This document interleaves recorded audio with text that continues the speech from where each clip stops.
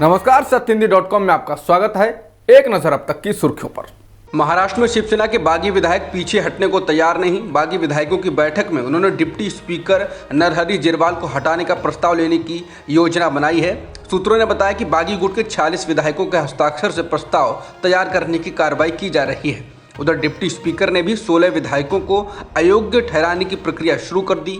शनिवार को सभी 16 बागी विधायकों को नोटिस देकर उन्हें सोमवार को सुनवाई के लिए हाजिर रहने को कहा जा सकता है। अगर विधायक सोमवार को नहीं आते हैं तो डिप्टी स्पीकर उनको अयोग्य ठहरा सकते हैं। दूसरी तरफ महाराष्ट्र के महाधिवक्ता आशुतोष कुंभकोणी को विधानसभा सचिवालय ने मौजूदा राजनीतिक संकट पर कानूनी राय लेने के लिए बुलाया है। शिवसेना ने 16 बागी विधायकों की अयोग्यता के लिए अर्जी दी है। विधानसभा सचिवालय कार्रवाई से पहले कानूनी राय लेना चाहता है।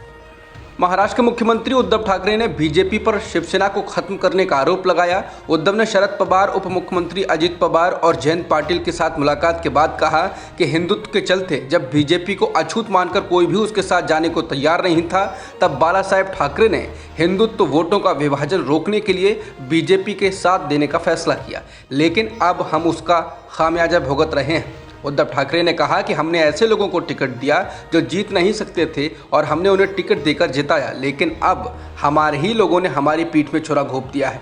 वहीं शरद पवार और सोनिया गांधी ने हमारा समर्थन किया।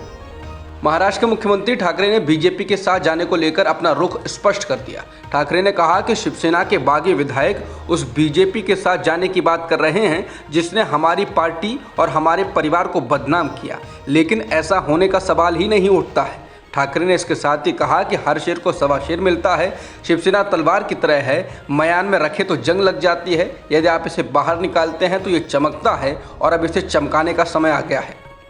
महाराष्ट्र में शिवसेना नेताओं के खिलाफ केंद्रीय जांच एजेंसियों की भूमिका के आरोप लगते रहे हैं। इन्हीं आरोपों के बीच शुक्रवार को ईडी ने मनी लॉन्ड्रिंग मामले में शिवसेना नेता अर्जुन खोतकर की संपत्ति और जमीन कुर्क कर ली।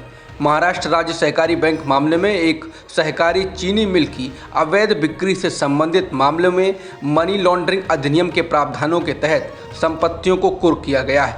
अर्जुन खोतकर मुख्यमंत्री उद्धव ठाकरे के खास लोगों में माने जाते हैं। जब्त की गई प्रॉपर्टी में 200 एकड़ की जमीन है जिस पर यह फैक्ट्री थी। ईडी सुबह से इस मामले की जांच कर रही थी। उसने कुछ जगहों पर छापे भी मारे थे, लेकिन यह पूरी कार्रवाई ईडी ने एक दिन में पूरी कर ली।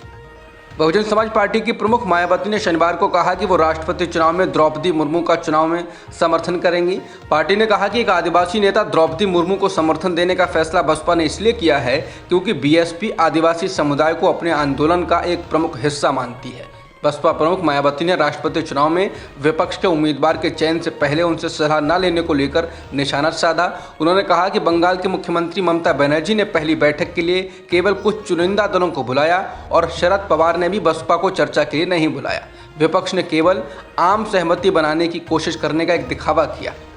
केंद्रीय गृह मंत्री अमित शाह ने शनिवार को कहा कि प्रधानमंत्री नरेंद्र मोदी ने 2002 के गुजरात दंगों से जुड़े झूठे आरोपों को 19 साल तक चुपचाप सहा था क्योंकि कानूनी प्रक्रिया जारी थी। अमित शाह का यह बयान सुप्रीम कोर्ट द्वारा तत्कालीन मुख्यमंत्री नरेंद्र मोदी को मिली क्लीन चिट को बरकरार रखने के बाद आया है। शाह ने एक साक्षात्कार में समाचार एजेंसी एएनआई से कांग्रेस नेता राहुल गांधी से ईडी की पूछताछ और कांग्रेसियों के विरोध प्रदर्शन पर तंज करते हुए कहा कि मोदी जी ने 19 साल तक चुपचाप झूठे आरोप सहे, किसी ने भी धरना नहीं दिया। अमेरिकी सुप्रीम कोर्ट ने शुक्रवार को एक ऐतिहासिक फैसले में गर्भपात के अधिकार को खत्म कर दिया। अदालत ने 50 साल पुराने 1973 के रो बनाम वेड के फैसले को पलट दिया। इस फैसले से अमेरिकी महिलाओं को एबॉर्शन का कानूनी हक खत्म हो जाएगा। अब अमेरिका के अलग अलग राज्य खुद अनुमति दे सकते हैं या बैन लगा सकते हैं।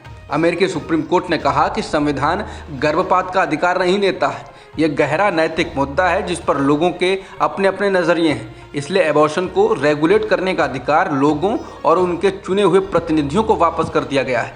हर राज्य अपना फैसला ले सकता है। महिलाओं को मिले गर्भपात के हक को लेकर आए अमेरिकी सुप्रीम कोर्ट के आदेश को पूर्व राष्ट्रपति बराक ओबामा ने आज़ादी पर हमला बताया। सुप्रीम कोर्ट ने शुक्रवार को दिए एक फैसले में 1973 के रो वर्सेस वेड के ऐतिहासिक फैसले को पलट दिया। इस फैसले के जरिए अमेरिका में महिलाओं को गर्भपात कराने का कानूनी हक मिला था। बराक ओबामा ने ट्वीट कर कहा कि सुप्रीम कोर्ट ने न सिर्फ 50 साल पुराने फैसले को पलटा है, बल्कि एक बेहद व्यक्तिगत फैसले को भी खारिज कर दिया है। अपनी पत्नी मिशेल ओबामा के साथ जारी किए गए संयुक्त बयान में पूर्व राष्ट्रपति ओबामा ने कहा कि अमेरिका में कई राज्यों ने गर्भपात के हक पर रोक लगाने वाले विधेयकों को पहले ही पारित कर दिया है। उन्होंने कहा कि अमेरिका में कई समूह इस मामले में लड़ाई लड़ रहे हैं और वो आगे भी लड़ते रहेंगे। अब तक की खबरों में इतना ही। बाकी खबरों के लिए बने रहिए सत्यहिंदी.com के साथ।